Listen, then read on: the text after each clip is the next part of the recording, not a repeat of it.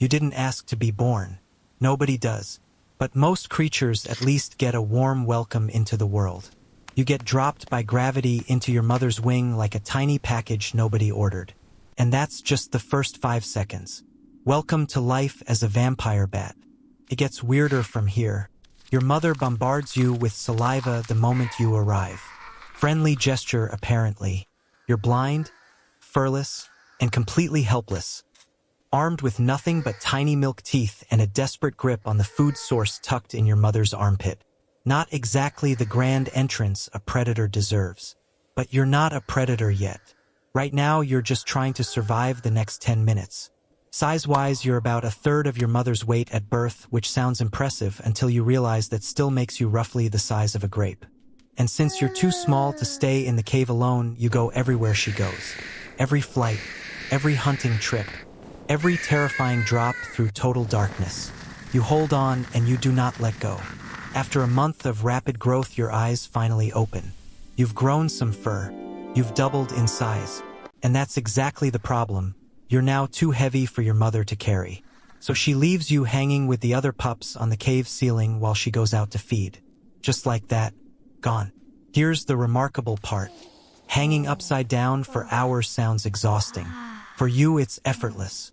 Your body weight pulls on tendons in your ankles, which lock your claws into place automatically. Zero effort required. Your circulatory system has special valves that stop blood rushing to your head. You can hang there for hours in complete darkness doing absolutely nothing, and it costs you nothing. That might be the single most useful biological adaptation of any creature alive. And you were born with it.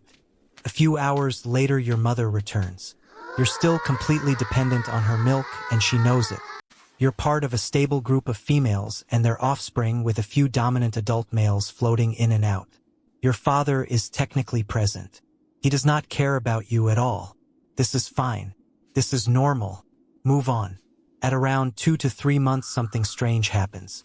Your mother locks tongues with you. Before you can process that experience, she has already given you your first taste of blood. Freshly regurgitated, still warm. And just like that, you're hooked. There is no going back from your first taste of blood. Biologically or psychologically. At 4 to 6 months, you finally build up enough strength to leave the cave for the first time. And when you do, you fly. Not glide, not jump. Fly. You drop from the ceiling, extend your arms, legs, and elongated fingers, stretch out a thin membrane of skin between them, and catch the air. You are a mammal that flies. The only other mammal to figure out powered flight took 300,000 years of engineering, billions of dollars, and 2 brothers from Ohio. You were born with it. Your mother teaches you the local area. She shows you where to hunt. She shows you how to feed. Over the next several months, you gradually swap milk for blood until you hit maturity at around 9 months old. Congratulations! You are now a fully grown adult vampire bat. One of the most misunderstood and remarkable creatures on the planet. And your problems are just getting started. You watch as all the newly mature males leave the roost permanently to find new colonies. Some leave willingly. Some are encouraged to leave by force. As a female, you stay with your natal group, a colony of around 100 sharing this cave with several other species. You are slightly bigger than a male at about 3.5 inches long and weighing around 40 grams. You are also apparently very attractive because while you're trying to get some rest, the males have already started deciding who gets to approach you. A winner emerges. He makes his move, offers you a blood donation as a romantic gesture, climbs onto your back, grips your neck with his teeth, holds your wings in place. A few minutes later, he's gone, off to repeat the process. You are left with the full-time responsibility of raising the offspring alone. Story as old as time. You are now pregnant, and not just regular pregnant. Out of over 1,400 species of bat, nearly a quarter of all mammal species on Earth, you hold the record for the longest gestation period. 210 days. 7 months of carrying a pup before giving birth. When the time comes, you find your spot on the ceiling, form a safety net with your wing and tail membrane, and let gravity do what gravity does. You feel everything your mother felt. Now you understand why she bombarded you with saliva. After a month of intensive care, you finally get some freedom back. Time to feed. And here is where things get genuinely extraordinary. You open your mouth and fire ultrasound pulses outward. They bounce off objects and return to your ears, giving you a precise picture of distance, size, and shape in complete darkness. Echolocation so accurate you can detect a single strand of wire in a pitch-black room. Using these signals you locate your target, a cow sleeping in a nearby field. You land on the ground close to it. This is where you separate yourself from every other bat species alive. Using your powerful forelimbs and elongated thumbs, you propel yourself forward on the ground, walking, crawling, stalking, before launching back onto your hind legs for a final approach.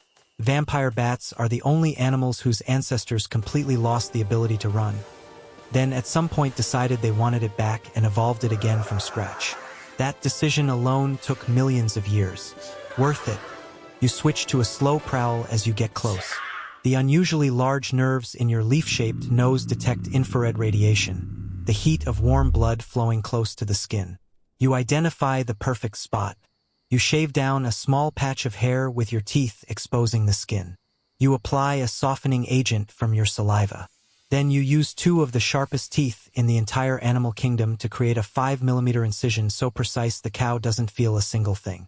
A compound in your saliva called Draculin. Yes, that is its real name. Prevents the blood from clotting and keeps it flowing. You don't suck the blood. You lap it up as it drips out using special grooves in your tongue that work like a straw. You have just invented the straw. Evolution did it first. As usual. Now comes the physics problem. You need to consume nearly half your body weight in blood to make the trip worthwhile. But that much blood would make you too heavy to take off. Your solution is immediate and deeply unglamorous. Within 2 minutes of feeding, your body has rapidly absorbed the water from the blood and sent it directly to your kidneys to be expelled. You are essentially urinating mid-meal to stay airborne. Efficient, undignified, completely necessary. Within 10 minutes, your body is already converting blood protein into usable energy. After 30 minutes of feeding, you have consumed nearly 30% of your body weight in blood, and it is time to go. Taking off from the ground is something most bats simply cannot do. You launch yourself nearly 3 feet straight up using your powerful legs and generate enough momentum to fly directly into the darkness. Clean departure. Maximum drama. On the way home, an owl appears from nowhere. Your reaction time is measured in milliseconds. Your strong, flexible bones and elastic wing membrane allow you to reshape your wings almost instantly, changing direction mid-flight with precision no other flying creature can match. You take a minor tear to the wing. It will heal quickly. Everything about you heals quickly. There is no room in this lifestyle for prolonged recovery. Back at the roost, everything has changed. They are all gone. Your entire colony gone. Just an empty cave and 1 surviving pup left behind. Alone. Small. With no future without help. You could leave. Most would. But something in you makes a decision that very few animals in the wild ever make. You adopt the orphan. You still have blood stored and you can feed them. It is the least you can do for their mother. You gather the pup and head out into the darkness to find a new home. The 2 of you, a species famous for taking blood, choosing instead to give it. The next several weeks are harder than anything you have faced before. You search for a new colony, your energy reserves dropping with each night that passes. You share your blood with the pup. You hunt alone. You sleep in temporary roosts. You come within minutes of death from starvation, the brutal biological reality of a creature that cannot survive 2 days without feeding. Just as you are about to lose consciousness, you feel another bat press its lips to yours. Sharing blood, sharing life. You have found your new colony. You are both going to survive. The next 6 months are extraordinary. The pup grows strong. You hunt well.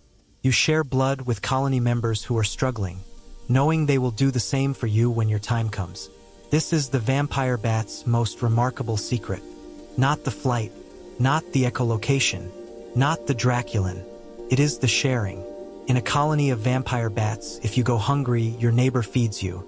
That level of cooperative generosity exists in fewer than a handful of species on Earth. You are one of them. The years pass. You raise more pups. You move to new colonies. You keep going. Life expectancy in the wild is around 9 years, short, fast, and completely dependent on a single resource that could disappear at any time. But as long as there is blood in the world and colony members willing to share it, you will persevere, continuing to give bats everywhere a reputation they absolutely do not deserve. And apparently you have rabies. Nobody mentioned that until now.